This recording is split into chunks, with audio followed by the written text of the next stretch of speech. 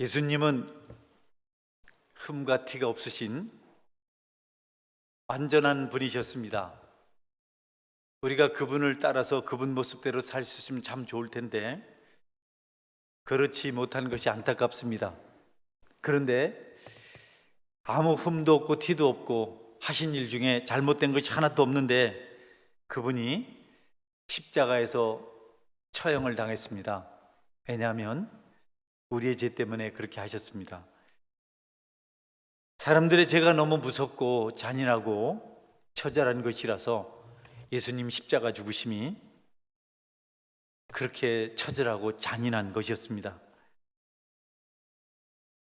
당시에 사회에서 용납된 처형제도 중에 가장 잔인하고 잔혹한 것이 십자가형이었습니다.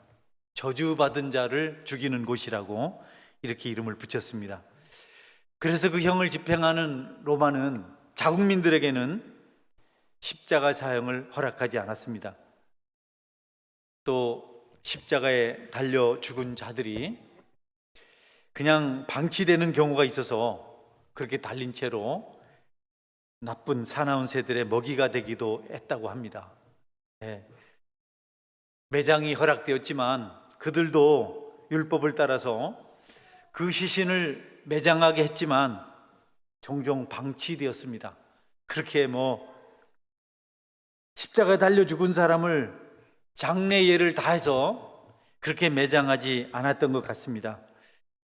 유대 율법에는, 모세 율법에는 죽은 자를 매장할 것에 대해서 말씀하고 있습니다. 신명기에 보면 사람이 만일 죽을 죄를 범함으로 내가 그를 죽여 나무 위에 달거든 그 시체를 나무에 밤새도록 두지 말고 그날에 장사하여 내 하나님 여호와께서 내게 기업으로 주시는 땅을 더럽히지 말라. 나무에 달린 자는 하나님께 저주를 받았음이니라. 그냥 그렇게 매달아 두지 말고 장사를 이렇게 치르라고 이렇게 말씀하셨습니다. 죽은 자를 매장하는 것은 하나님이 정해 주신 법이죠. 흑인이 흙으로 돌아가라 이렇게 말씀하셨는데 매장은 그 말씀에 합당한 어떤 그런 선택이라고 할 수 있겠습니다.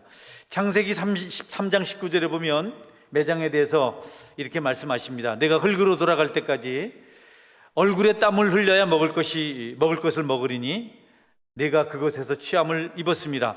너는 흑인이 흙으로 돌아갈 것이니라. 네, 우리는 흙으로 만들어졌고 또 죽은 다음에 흙으로 돌아가는데 기왕이면 매장할 것을 하나님께서 말씀을 통해서 가르쳐 주십니다. 여러분, 저는 사람이 죽으면 끝이라 생각하고 죽음 앞에서 좀 조심하지 못하는 젊은 시절이 있었습니다. 어느 날 이런 말씀을 보면서 정성껏 장례를 치르고 죽은 사람을 잘 매장하는 것은 하나님께서 기뻐하시니라는 생각을 할 수가 있었습니다. 여러분, 우리가 죽고 마땅히 땅으로 돌아가는 것이 합당한 하나님의 법인 것을 우리가 성경을 통해서 배우게 됩니다. 그런데 유대인들이 예수님을 이제 십자가에 죽게 하고 그분을 매장하려는 생각을 가지고 아직 죽지 않은 사람들 빨리 죽여서 그렇게 장례를 치르려고 생각을 했습니다. 그런데 그들이 짐승의 밥이 되고 또 십자가에 달려있는 모습이 안 좋아서 그들을 매장하려고 한 것이 아니고 자기들이 행하는 의식이 더럽혀질까 봐 유대인들이 안식일 또 유월절 절기라 중요하게 생각하는데요, 예수님이 십자가에 달리신 날이 안식일 전날이었습니다. 그대로 두면 나무에 매달아 둔 채로 안식일을 지킬 수 없으니까 그것 때문에 자신들의 의식이 더럽혀질까 봐 예수님을 생각하는 것이 아니고 그럴까 봐 빨리 십자가에서 그들을 죽여서 장례를 치를 생각을 했습니다.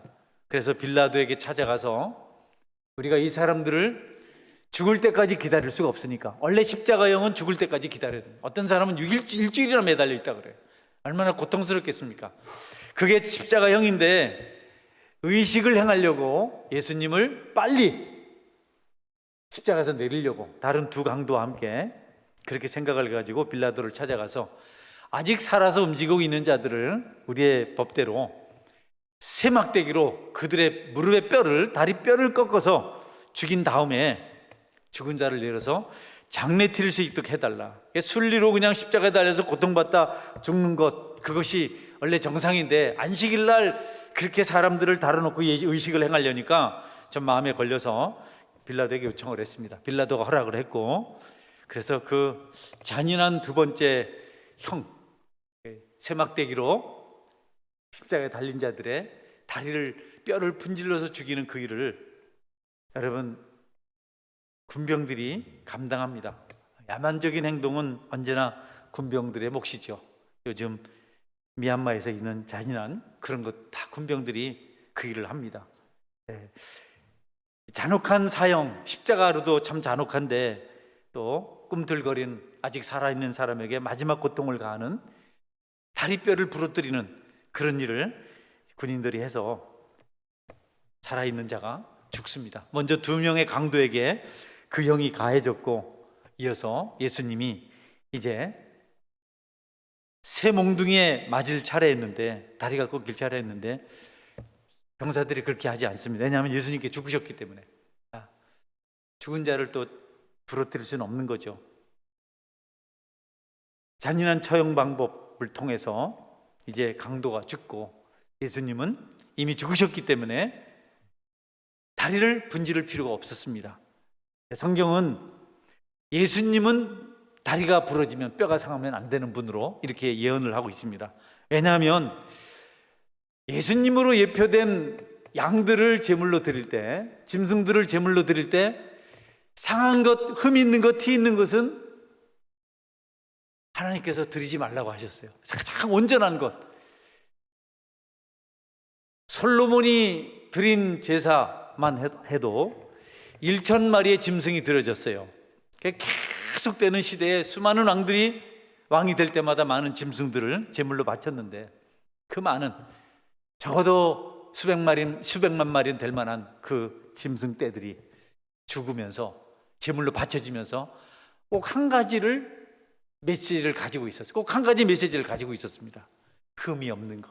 그리고 그것은 이 땅에 오실 예수님을 예표하는 것이다. 상징하는 것이다. 그러니까 예수님이 하나님께 드려지기 위해서는 가장 온전한, 모든 것이 완전한 상태에, 그래서 그것을 미리 보여주기 위해서 흠이 없고 순전한 짐승들을 제물로 바치겠습니다.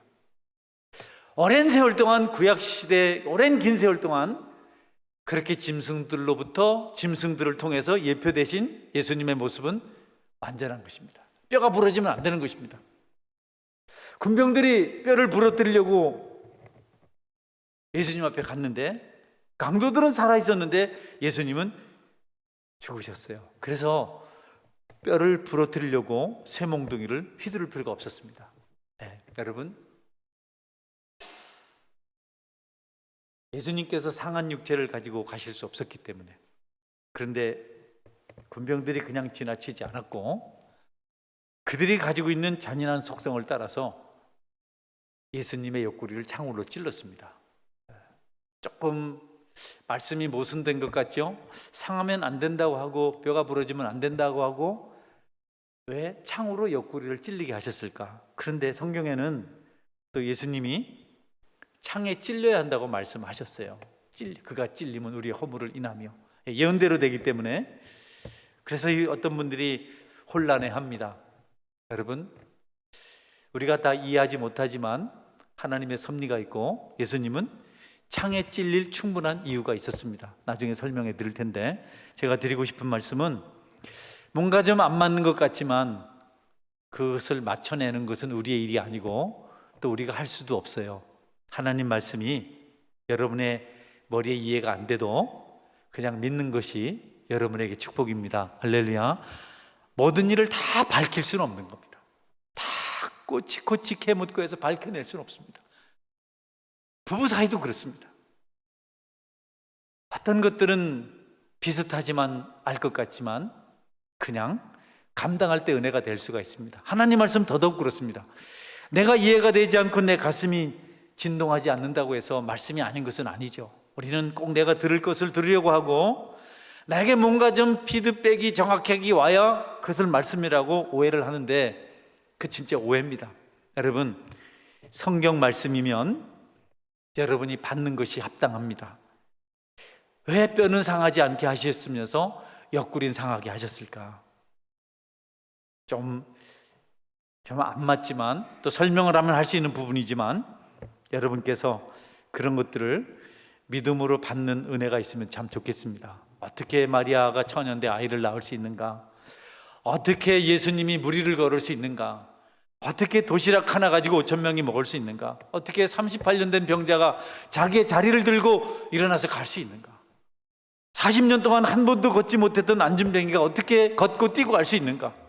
설명이 안 되는 일이 너무너무 많습니다. 그런데요, 이해되지 않고 설명되지 않는 부분들을 믿을 때 그때가 은혜가 되는 겁니다. 그게 믿음입니다. 그런 것이 우리에게 필요하죠. 이 부분도 마치 그런 것입니다. 강도들의 죽음을 좀 살펴볼까요? 두 강도가 있었는데요, 그들이 다 죽었는데요, 죽기 직전에 한 강도는 예수님을 믿었습니다. 그런데 다른 한 강도는 믿지 않았어요. 똑같은 분을 자기들 사이에 두고 바라보고 있었는데, 한 사람은 자기 죄를 깨닫고 주여 당신의 나라가 임할 때 나를 기억하소서라고 이렇게 기도하고 신앙 고백을 했어요. 근데 그 옆에 있었던 강도는 똑같은 환경이 있으면서도 예수님을 욕하고 비난하고 끝까지 믿지 않았습니다. 하나님의 선택이죠. 여러분, 어떤 사람은 온유하게 주님을 받아들이는데 어떤 사람은 거절합니다. 하나님의 때가 되지 않았거나 하나님의 선택 밖에 있어서 그렇습니다. 우리가 세상을 살면서 참 이해하지 못할 일이 있는데요, 그게 이해하지 못한 우리 문제지 하나님 문제는 아닙니다. 정말 왜 두 사람은 똑같은 자리에 있었는데 한 사람은 은혜를 받아서 천국 가고 한 사람은 지옥을 갔을까? 설명되지 않잖아요. 이것을 우리가 선택교리라고 말하는데요, 그것을 여러분이 생각하시고 매사에 내가 원하는 것만 얻는 것이 아니고 아닌 것도 받아내는 능력이 필요합니다. 저는 여러분들에게 삶의 여정을 여러분이 걸어가는 동안, 행하는 동안 그런 능력이 있게 되기를 주님의 이름으로 축원합니다. 할렐루야. 모든 것을 다 하나둘 살피면 우리가 편안할 날이 없고 피차 피곤한 일이 될 수밖에 없습니다. 주님의 일도 마찬가지죠. 또 하나는 예수님 믿고 천국에 가는 사람인데요, 회개하고 예수님 옆에 있었는데 고통을 당했습니다. 천국 갈 사람인데 네가 오늘 나와 함께 낙원에 있으리라는 말씀을 들었는데 그가 모진 고통을 겪습니다. 그러니까 여러분, 예수님을 믿어도 우리에게 고통은 있습니다. 예수님 믿었는데 왜 나에게 이런 어려움이 찾아오는가? 정말 중심으로 믿었는데, 진심으로 믿었는데, 나는 정말 믿음을 벗어나지 않고 하나님을 잘 섬기며 살았는데 내가 왜 이런 억울한 일을 당하나? 여러분, 예수 믿는다고 해서 고통을 안 받는 것이 아닙니다. 이 땅에서는 고통을 마땅히 받고요, 고통 없는 것은 우리가 천국에 이를 때 가능합니다. 그러니 하나님 앞에 법 없어도 살 사람이라고 인정을 받았음에도 불구하고 이런저런 원치 않는 어려움을 겪을 때 너무 이상하게 생각하지 말고 이 땅에서는 마땅히 고통을 당할 수밖에 없는 것이 아담이 범죄한 이후에 이 땅에서 이루어지고 있는 그냥 현실이다, 법이다, 그렇게 생각하고 고난을 잘 감당하고 이겨내는 그런 믿음이 있어야 되겠습니다. 그래서 성경은 이런 것에 대해서 이렇게 말씀합니다. 전도서에 보면 모든 사람에게 임하는 그 모든 것이 일반이라 의인과 악인, 선한 자와 깨끗한 자와 악한 자, 또 의인과 악인, 선한 자, 또 악한 자, 그 다음에 깨끗한 자와 깨끗하지 아니한 자, 제사를 드리는 자와 제사를 드리지 아니하는 자에게 일어나는 일들이 모두 일반이니 선인과 죄인, 맹세하는 자와 맹세하기를 무서워하는 자가 일반이로다. 나는 착한데 왜 이렇죠? 세상 착한데 저렇습니까? 라고 말하지 말아요. 누구나 다 똑같이 동일하게 그렇게 살아가는 것이 세상이라는 겁니다. 단지 거기에 대해서 믿음으로 반응하느냐 그렇지 않느냐의 문제죠. 불의한 사고와 질병은 불경건한 자나 경건한 자나 똑같이 고통을 겪게 합니다. 자동차 사고를 당하면 다치는 건 일반입니다. 또 차가 깨지는 거 일반이고, 그래서 손실이 오는 것은 동일한 것입니다. 우리가 회개를 했든지 안 했든지 인간으로서 공통적인 사건, 사고를 당하고 고통을 겪는다는 겁니다.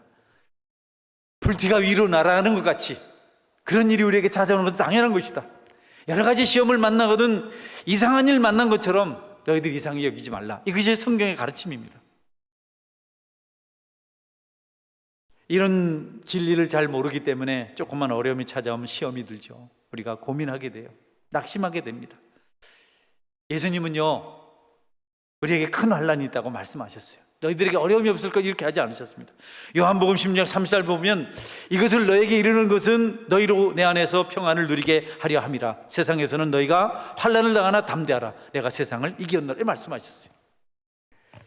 우리가 고난 없이 고난을 피하면서 사는 것이 아니라 우리가 은혜로 고난을 극복할 때 그 고난이 축복으로 바뀌는 것입니다. 여러분이 겪는 고난을 믿음으로 이겨내서 여러분에게 축복이 되도록 하실 수 있어야 되겠습니다.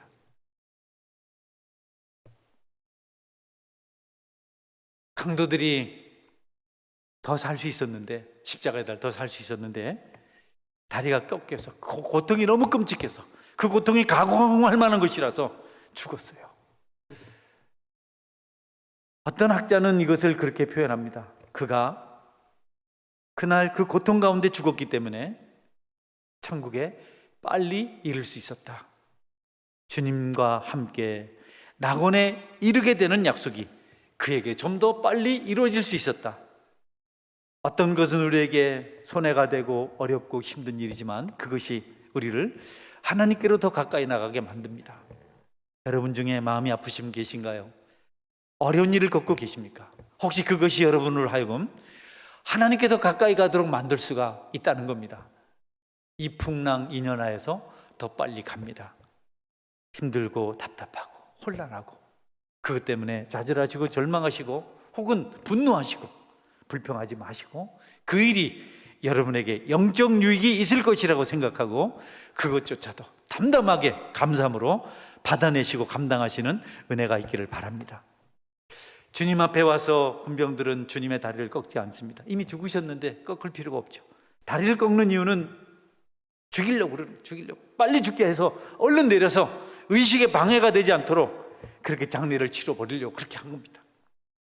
예수님을 모르는 자들은 예수님이 불편해요. 자기들의 방해가 돼요. 여러분이 예수님이 좋고 예수님이 첫째 자리면 정말 예수님을 착실히 믿는 사람입니다. 근데 예수님이 한 번씩 귀찮아지고 예배 드리는 것에서 부담이 되고 영적인 활동들이 좀 거북하게 느껴지면 이거 여러분 참 고민을 해야 될 일이에요. 모든 일을 하다가도 예수님이 생각나면 내려놓고 그분 때문에 자신을 죽일 줄 아는 사람들이 생명 있는 사람들입니다.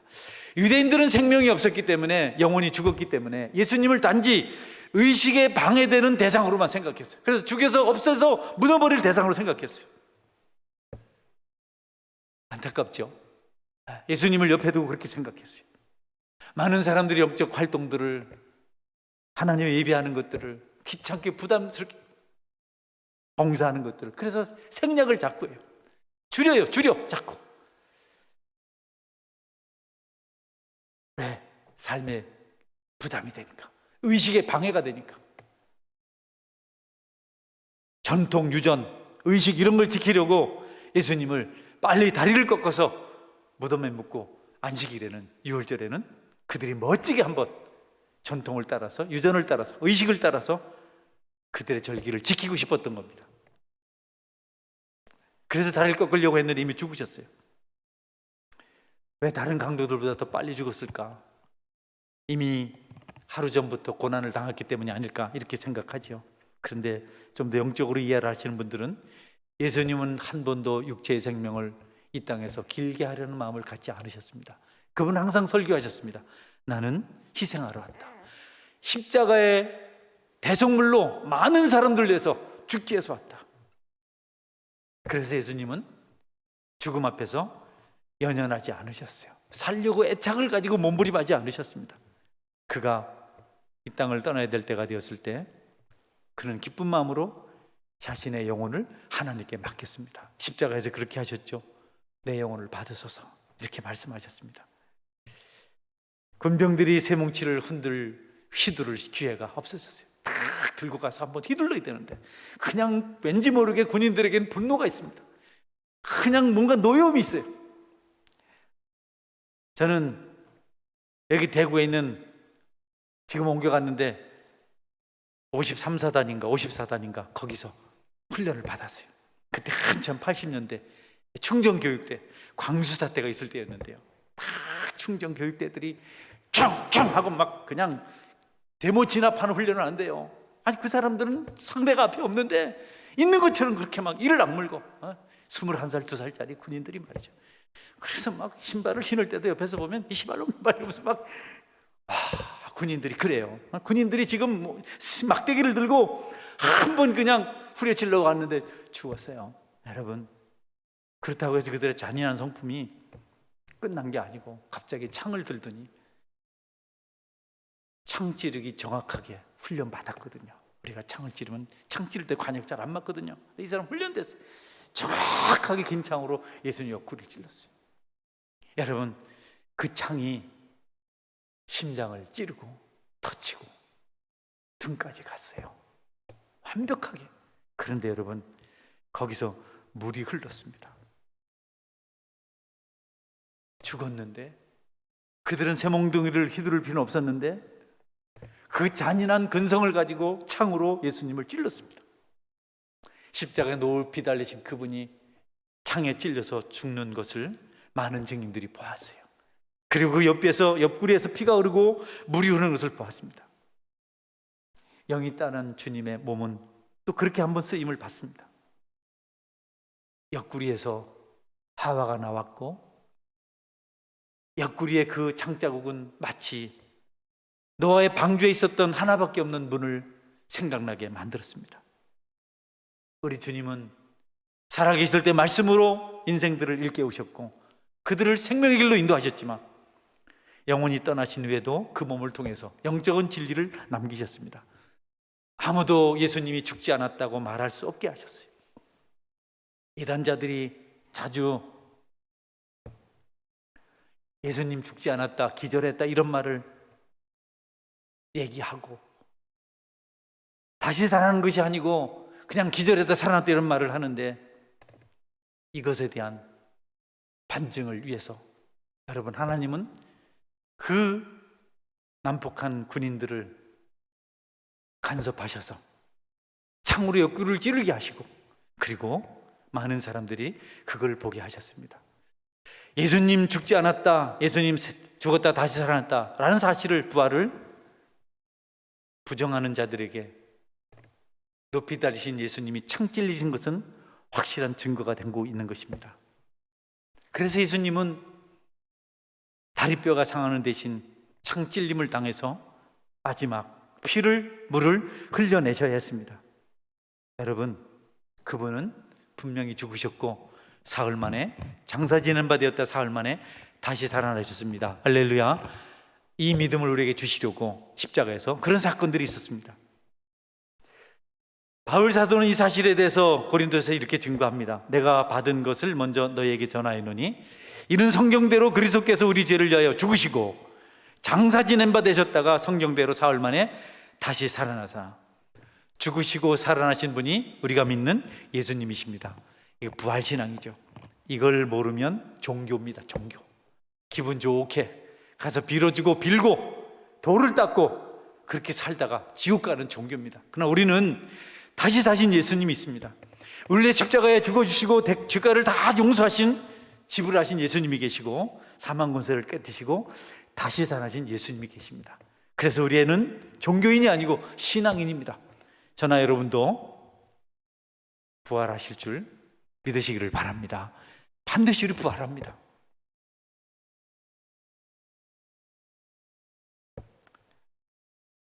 군병들은 그 일을 위해서 쓰임을 받았습니다. 하나님의 섭리란 그렇습니다.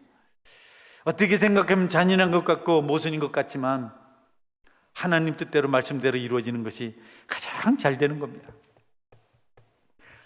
내가 원하는 것, 내가 바라는 것, 내가 고집하는 것, 내가 꿈꾸는 것 그대로 되지 않은 것을 감사해야 될 때도 있습니다. 왜냐하면 그 일이 하나님의 일을 이루시는 것이기 때문에. 내 생각대로 모든 게 다 잘 되면 좋겠지만 그럼 하나님의 뜻이 이루어질 수가 없어요. 어떤 일은 안 돼요. 어떤 일이 좀 거칠고 힘이 들어요. 그런데 여러분, 그 일을 통해서 우리의 인격이 하나님이 원하시는 사람으로 바뀔 수 있어요. 그 일을 통해서 우리 가정에 평강이 찾아올 수 있어요. 그 일을 통해서 어떤 사람들이 위로를 받고 힘을 얻고 하나님께로 나올 수 있어요. 그러니 여러분, 계획대로 생각대로 어떤 법대로 되지 않는 것 때문에 너무 낙심하지 않아도 됩니다. 예수님은 다리가 부러지는 대신 창에 찔렸기 때문에 그분을 통해서 우리가 더 많은 영적 교훈들을 얻을 수가 있고 죽은 것에 대한 분명한 증인들을 볼 수 있게 하신 겁니다. 창에 찔리신 것 우연이 아니죠. 하나님께서 그 일을 우리에게 보여주시고 성경이 이루어졌다는 것을 알리시기 함입니다. 말씀드리고 싶은 또 한 가지는 가장 좋은 것은 하나님 말씀대로 되는 것이다. 힘들고 졸리시죠? 제가 힘이 없어요. 그러니까 제가 힘이 나야 되는데 여러분이 기도를 안 해줘서 오늘 새벽에 기도를 너무 안 해서 힘이 없어서 나는 힘이 없어요. 그런데 여러분 어떻게 여러분 책임이 큽니다. 시험 들지 마시고 예수님이 이런저런 일이 있고 우리에게 이런저런 일이 있어도 제일 좋은 것은 말씀대로 되는 겁니다. 따라 하시겠어요? 제일 좋은 것은 말씀이 이루어지는 것입니다. 네, 이렇다 저렇다 해도 예수님 성경대로 찔리셔야 되고 뼈는 보존돼야 됩니다. 그래서 그 일이 성경대로 이루어진 것입니다. 무한 말씀이 여러분 뒤틀리면 우리가 어떻게 살겠어요? 말씀의 터가 무너지면 의인이 무엇을 할 것인가라고 그렇게 한탄하는 말씀이 성경에 있잖아요. 제일 좋은 것은 예언하신 말씀이 이루어지는 겁니다. 우리는요, 성경을 볼 때 성경을 구별을 하면 두 가지인데요. 좀 더 세분해서 구별하면 이루어지지 않은 예언, 구약시대죠. 이루어지지 않은 예언, 그 다음에 신약시대 이루어진 예언, 그 다음에 다시 오게 될 세상, 미래, 다시 오실 예수님, 이루어질 예언이 있어요. 인류 역사는 우리 삶의 모든 배경은 하나님 말씀입니다. 이루어진 말씀, 이루어질 말씀, 다시 또 오실 말씀. 구약은 이루어진 말씀들이죠. 신약시대는 구약에 예언했던 말씀이 이루어진 것이 그대로 나타났고 또 다시 오실 예수님에 대한 말씀이 성경에 기록되어 있습니다. 온통 온 역사는 말씀의 근거를 두고 있습니다. 그렇게 쓰여져 가고 있습니다. 그러니까 여러분, 성경이 좀 안 맞는 것 같다, 틀린 것 같다, 좀 이렇게 깨 맞출 수가 없네, 이거 뭐 잘못 기록된 것 같다, 그래서 성경을 다시 이렇게 재편하는 사람들이 있어요. 그들을 양식사학파라고 해요. 양식사학파. 자, 맞추는 겁니다. 이렇게 해서 이해되도록. 그러면 하나님 말씀이 이루어질 수가 없어요. 그래서 여러분 이것저것 다 있지만 가장 좋은 것은 하나님의 뜻이 이루어지는 것입니다. 그래서 우리가 그렇게 기도해요. 하늘에서 이루어진 것 같이 그 뜻이 이루어지기를 바랍니다라고 우리가 기도하죠. 하나님은 하나님 말씀을 이루시려고 때때로 우리에게는 모순처럼 보이는 일을 행하십니다. 그렇다 하더라도 그분의 뜻이 이루어지고 있기 때문에 우리가 감사해야 합니다. 좀 빨리 어떤 일이 해결되고 좀 기분 좋은 일이 확 일어났으면 좋겠는데 자꾸 하나님께서 될 듯 안 해주세요. 막 목전에 갔다가 안 하시고 막 속이 타요. 어떨 때는 이거 좀 탁탁 됐으면 좋겠는데 왜 안 되나, 왜 이렇게 멈칫거리나. 그래서 막 조급하게 내 방법을 동원해 봅니다. 그러다가 깨닫지요. 이게 아니구나. 하나님의 시간이 있고 하나님의 때가 있는데 내가 조급하게 서두르고 있구나. 내가 그래서 이렇게 힘이 드는구나. 바뀌자. 하나님 때를 기다리자. 여러분, 평강이 찾아오고 그 경지에 도달하니까 소원이 이루어지더라고요. 할렐루야.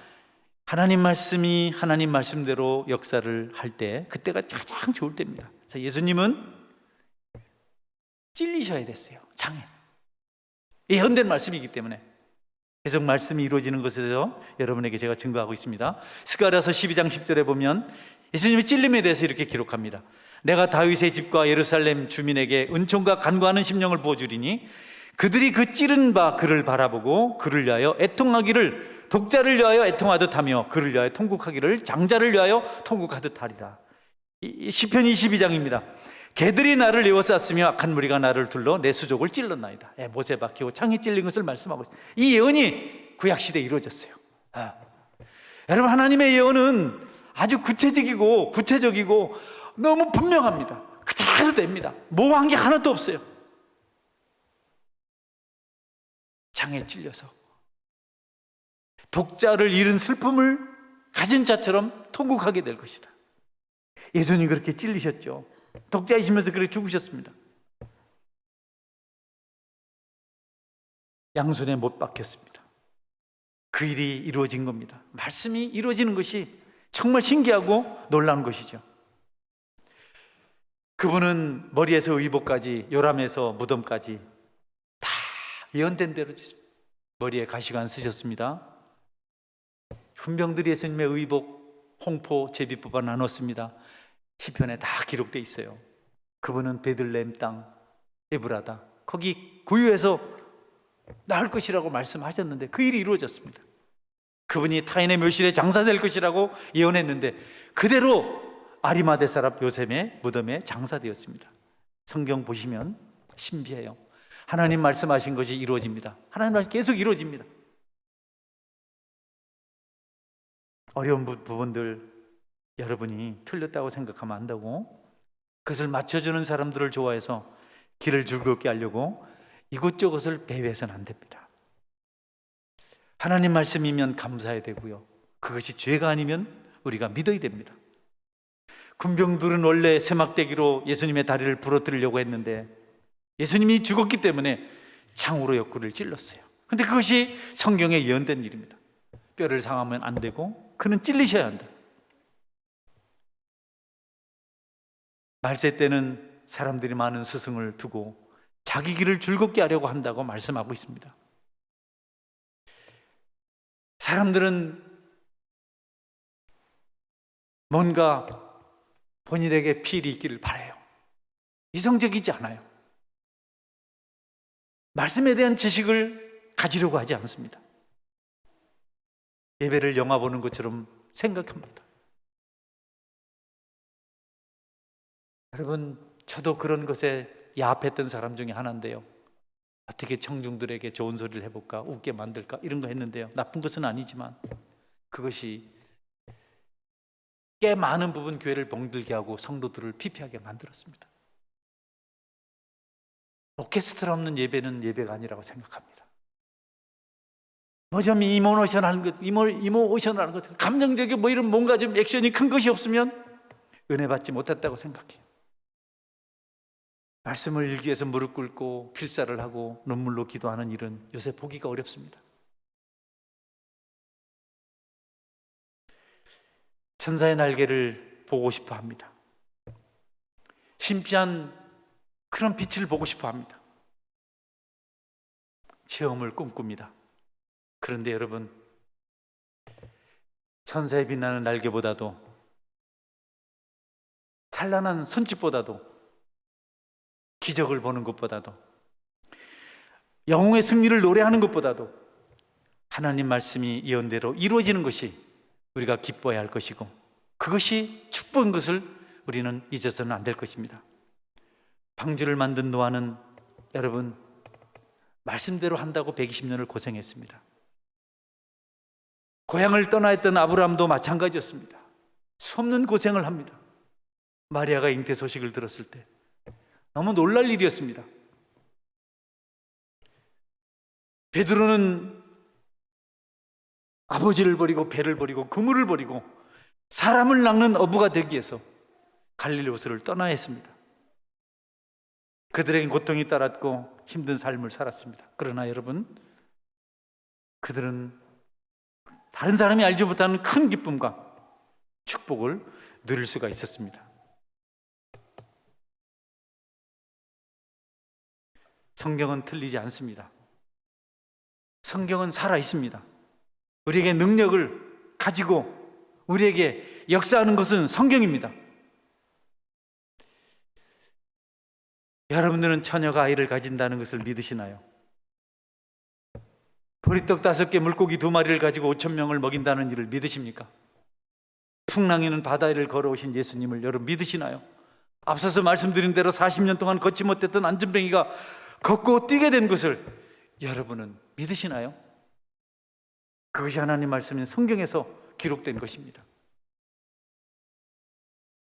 우리는 말씀보다도 말씀 아닌 다른 것에 너무 오리엔테이션 돼, 너무 거기에 익숙해져 있어요.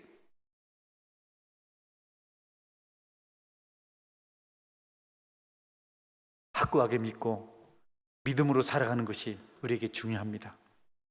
저는 뼈가 꺾이지는 않았으나 창에 찔리신 이를 가지고 하나님 말씀에 대한 중요성을 여러분들에게 설교했습니다. 내 뜻대로 내 생각대로 되는 것보다 하나님 뜻대로 되는 것이 훨씬 더 복이라는 사실을 오랜 세월 동안 경험했습니다. 그래서 어려운 일이 찾아와도 하나님의 때를 기다리고 인내합니다. 성경대로 될 것을 우리가 믿고 말씀은 우직할 정도로 순종해야 합니다. 성경은 부분적으로 맞는 것이고 또 부분적으로는 틀리는 그런 것이 아닙니다. 성경은 그대로 이루어지는 것입니다. 사람도 믿지 말고 세상도 믿지 말고 환경도 믿지 말고 여러분은 말씀을 믿어야 되는데 여러분이 믿을 말씀을 위해서 성경을 가까이 하고 예배 시간에 설교되는 말씀에 귀를 잘 기울이고 묵상의 시간을 가져서 여러분의 삶이 그것 때문에 풍성하고 그것 때문에 영통하고 그리고 하나님의 축복이 넘치는 삶이 될 수 있기를 주님의 이름으로 축원합니다. 아멘. 같이 기도하겠습니다.